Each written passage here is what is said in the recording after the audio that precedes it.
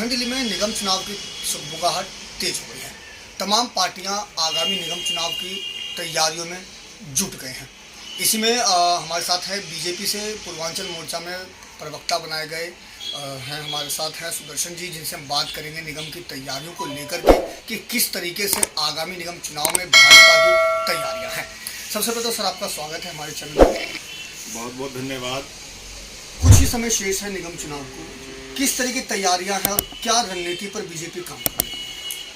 देखिए, चुनाव नज़दीक है और भाजपा की रणनीति एकदम स्पष्ट है। शुरू से ही हम लोगों का एक ही उद्देश्य रहता है, स्वास्थ्य शिक्षा को लेकर के भाजपा पूरे 5 वर्ष तक काम किया है उन्होंने दिल्ली में, और हमारी तैयारियां बहुत मजबूत है। विश्व की सबसे बड़ी लोकतांत्रिक पार्टी है, विश्व के पास भाजपा के पास लीडरशिप है, और पुनः हम निगम में इस बार भारी संख्या में हमारे पार्षद जीत करके सरकार में आ रहे हैं। अगर मैं बात करूं, पिछले 15 साल से एमसीडी में भाजपा शासित है और अभी कुछ समय से आम आदमी पार्टी ने एक सबसे बड़ा एमसीडी को कहीं ना कहीं महाकरप्ट डिपार्टमेंट तक खड़ा कर दिया। इसको जनता के बीच किस तरीके से सकारात्मक वे में लेके जाए जाएंगे, इसको लेकर मैं आपको बताऊं अजीत जी, जैसी दृष्टि वैसी सृष्टि।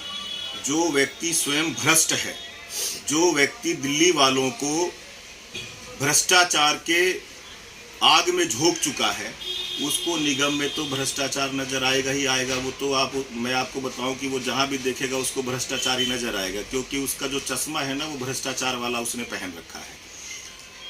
कहीं कोई भ्रष्टाचार नहीं है निगम में। देश में कानून का राज है, देश में तमाम एजेंसियां हैं।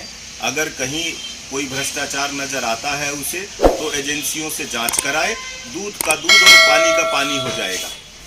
तो निगम में कहीं भ्रष्टाचार नहीं है। भ्रष्टाचार तो उसके हर विभाग में है, वो चाहे दिल्ली जल बोर्ड हो, वो चाहे डीटीसी हो, उनका जितना भी विभाग जो काम कर रहा है, सब में भ्रष्टाचार है कंटिन्यूअसली।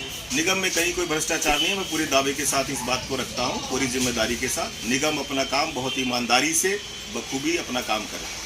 तो एक सवाल ये, चाहे लोकसभा चुनाव हो या फिर विधानसभा चुनाव हो या फिर अब एमसीडी के चुनाव आने वाले हैं जी, बीजेपी हर चुनाव में पीएम मोदी की उपलब्धियों को गिनाती है।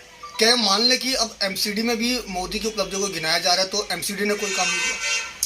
मैं आपको बताऊं, बहुत अच्छा सवाल पूछा आपने। प्रधानमंत्री नरेंद्र मोदी, ये हमारा सौभाग्य है कि हमारे देश के प्रधानमंत्री हैं। वो तो विश्व के नेता हैं, वो तो विश्व के नेता हैं, और पूरा विश्व उन्हें अपना नेता मानती है। आज के समय में ग्लोबल लीडर कोई है तो वो हमारे देश के प्रधानमंत्री नरेंद्र मोदी हैं, और हमारी पार्टी के नेता हैं। ये हमारे लिए बहुत सौभाग्य की बात है।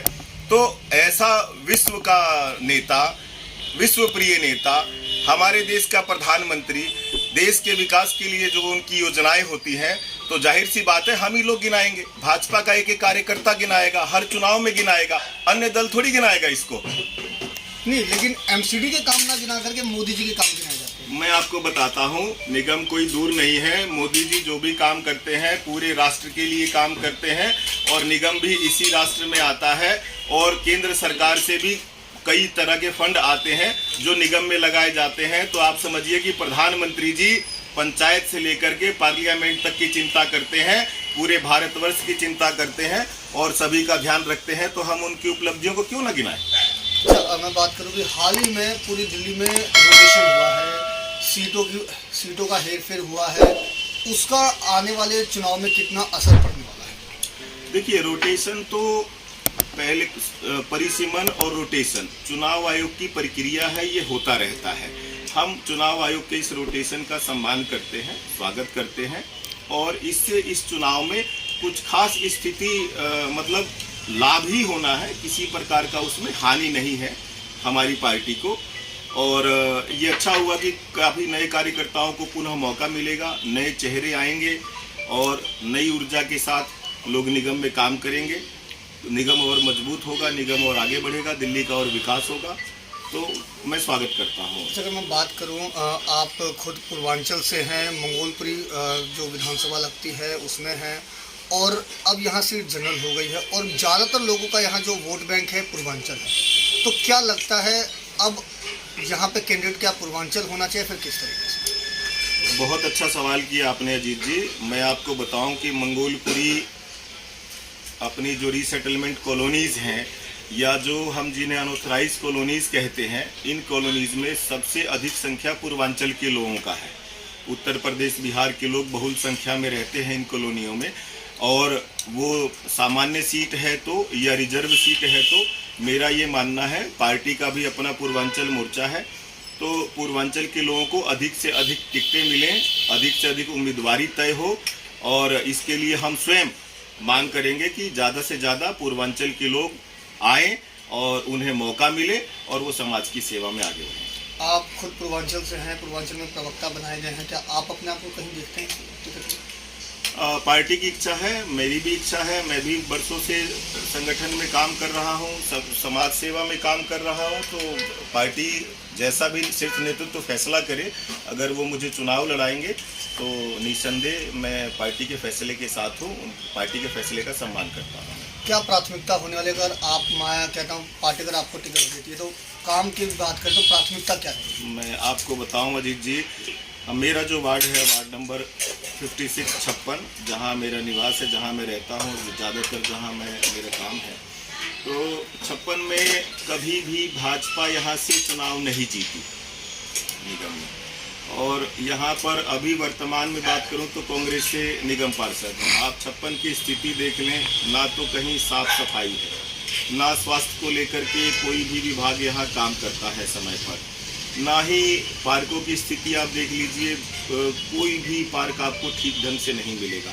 ना ही यहाँ पे 25-25 गज के मकान में लोग रहते हैं, स्वयं के पास इतना स्थान नहीं होता, बच्चे कैसे पढ़ेंगे, तो कोई भी लाइब्रेरी नहीं है।